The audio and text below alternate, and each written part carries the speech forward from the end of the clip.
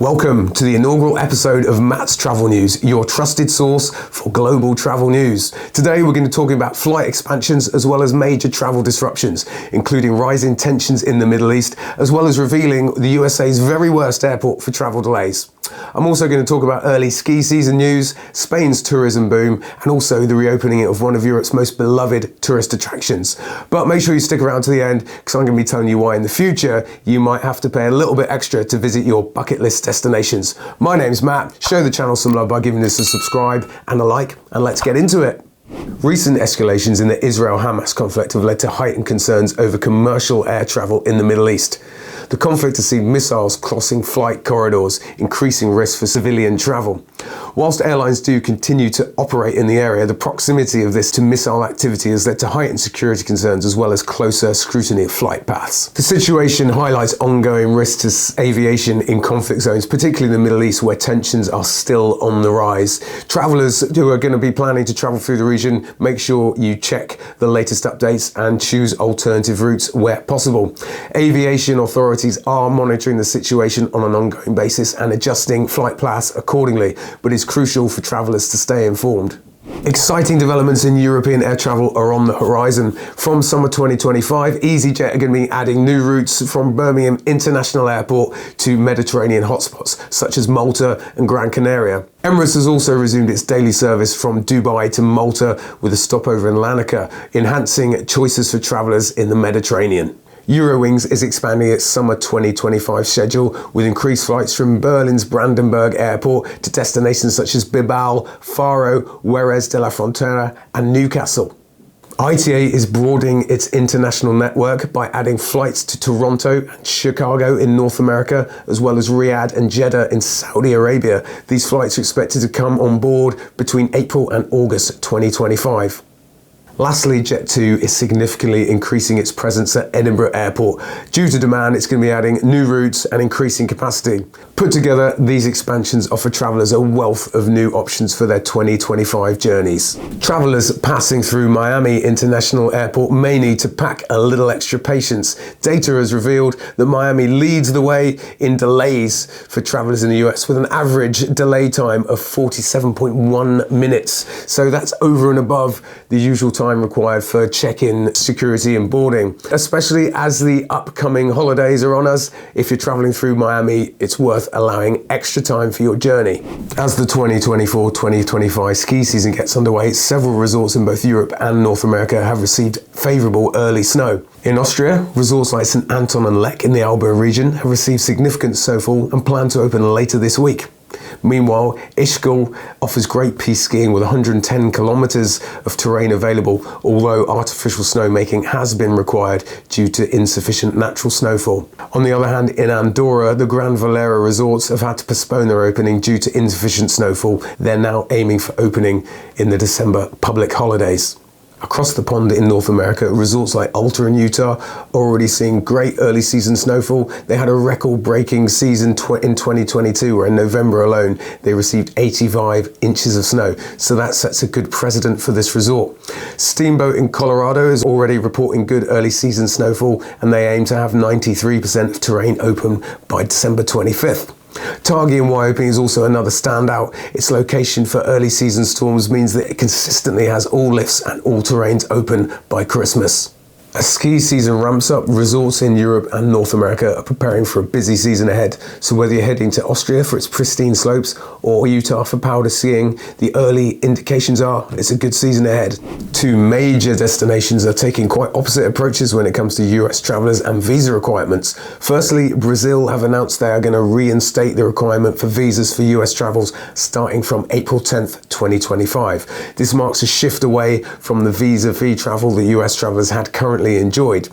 In the application process, travellers will need to provide proof of income via bank statements or pay stubs, so this could complicate travel plans for those looking to explore Brazil's stunning beaches, rainforests and vibrant cities. In 2019, Brazil waived visa requirements for US, Canadian and Australian travellers in an attempt to boost tourism. This allowed US travellers to enter the country and stay for 90 days with the application to apply and stay for 180 days. However, starting April 10th, 2025, Brazil will reinstate requirements for US travellers only, requiring the proof of income via bank statements or pay stubs. This policy shift reflects Brazil's adherence to reciprocity, as the US still requires visas for Brazilian visitors. The new system will be entirely digital, and travellers will have to apply in advance via Brazil's e-visa system. When in Brazil, it will be necessary to keep printed copies of your e-visa with you at all times. The new visa requirements will apply to all kinds of travel, including short holidays, so US travellers who are planning to visit the country next year need to be prepared. Meanwhile, China has actually made it easier for US travellers to visit. From the 1st of January 2024, US travellers applying for visas no longer need to provide proof of round-trip ticket, hotel bookings or prepaid itineraries. The plan here is to reduce friction and make travel in China simple in an effort to boost tourism post-pandemic. An iconic symbol of Paris has reopened its doors to the world once more. After 5 years of painstaking restoration after the devastating 2019 fire, Notre Cathedral is once again welcoming visitors. This monumental opening marks a significant moment not only for France but for culture and history lovers worldwide. From its stunning stained glass windows to its intricate Gothic architecture, it really is a must-see for anyone visiting Paris. Early reports indicate a surge in interest, so anyone planning to visit, make sure you book your tickets and accommodation in advance. Don't miss this chance to witness the revival of one of Europe's most beloved cultural landmarks. Spain's tourist industry is seeing a winter surge with a 12% increase on sales on Spanish airlines. This uptick comes as a result of ongoing tensions in the Middle East, where travellers are looking for safer alternatives to destinations like Jordan and Egypt and opting for example, Gran Canaria and other European hotspots. This uptick comes as people look to destinations like Gran Canaria amid ongoing Middle East tensions. Spain's sunny skies and distance from any conflict zone are proving an attractive alternative for winter sun. While the influx of travellers is of course great for the industry, a new regulation may raise a few eyebrows. Spain has introduced additional entry requirements, and travellers staying in accommodations now have to submit quite extensive personal data as part of new visa regulations. While some say this is necessary for security, critics do say that this is maybe government overreach, even echoing Orwell's 1984. Whilst officials defend the move as necessary for security, a combination of increased travellers and tighter control necessitates a delicate balance between welcoming travellers and safeguarding security. Anyone planning a Spanish escape this winter should be prepared for sun, sangria and a little extra paperwork. The ongoing conflict in the Middle East has led to a notable shift in travellers' patterns as people seek alternative to Middle Eastern destinations. Spain, for example, has reported a 12% increase in flight sales recently, with the Canary Islands emerging as a popular choice. Other destinations such as Greece and Turkey are also seeing an uptick in travellers. Tour operators like TUI are reporting record sales for summer holidays in those destinations. In North Africa, countries like Morocco and Tunisia are also seeing an uptick in tourists as people seek alternatives to classic Middle Eastern destinations like Egypt and Jordan. Venice, renowned for its picturesque canals and historic charm, took decisive action earlier this year to try and address over-tourism. Back in April, the city introduced a €5 entry fee for day trippers that would be applicable on busy periods such as Liberation Day and busy weekends in July. The measure aims to manage the overwhelming influx of visitors into the city that has not only impacted Venice's infrastructure, it's also impacted the residents' quality of life. The fee only applies to day trippers, so there are exemptions for residents, people staying overnight, and anyone under the age of 14. By introducing this fee, Venice seeks to balance its cultural heritage with maintaining its status as a travel destination. The effectiveness of the scheme is highly debatable though.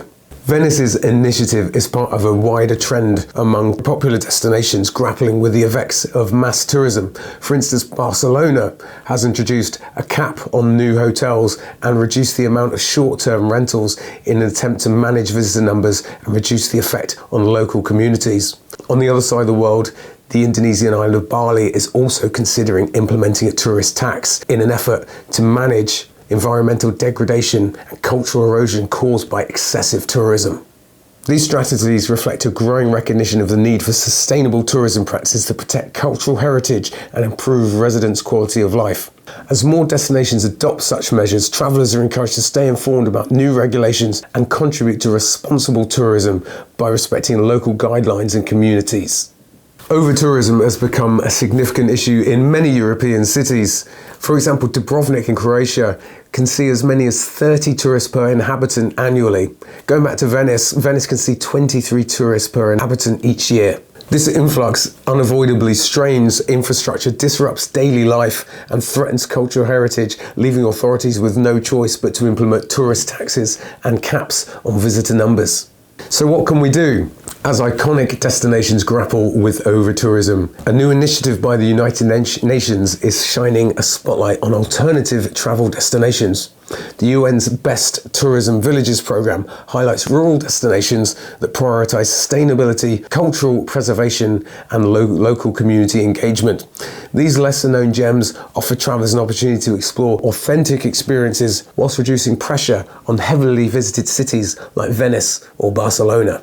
The program includes a diverse array of destinations. For example, Ainsa in Spain is well known for its medieval charm and beautiful surroundings. Huancayo in Peru is known for its turquoise lagoons and canyons, a mecca for outdoor enthusiasts.